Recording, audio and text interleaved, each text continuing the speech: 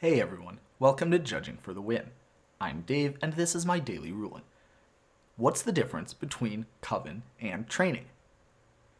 Okay, I admit this question is a little bit abstract, but when I wrote it up, there was one very specific difference between these two abilities that I wanted to highlight. Can you guess what it is? First of all, let's have a look at a creature with a Coven ability.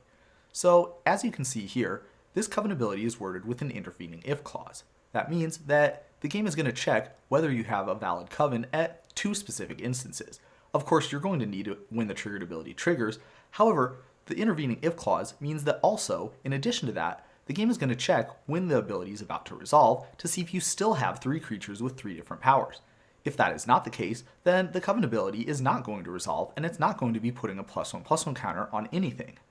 I made a whole video about Coven a while ago, and I went into a lot more detail about how and why this works if you're interested in a little bit more specifics. Now, let's have a look at the comprehensive rules definition for training and see if we can spot any differences. Notice anything unusual? That's right, with training there is no if, and that means that the triggered ability is only going to trigger at one specific time. There's not going to be any checks afterwards to see if the creature's power is still bigger.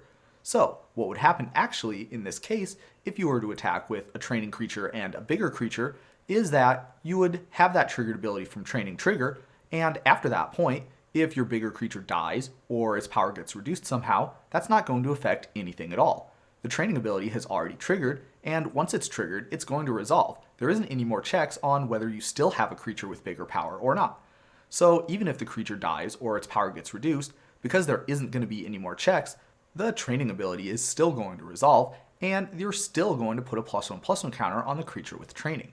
So you can see that these two very similar types of triggered abilities actually have one very big difference between them.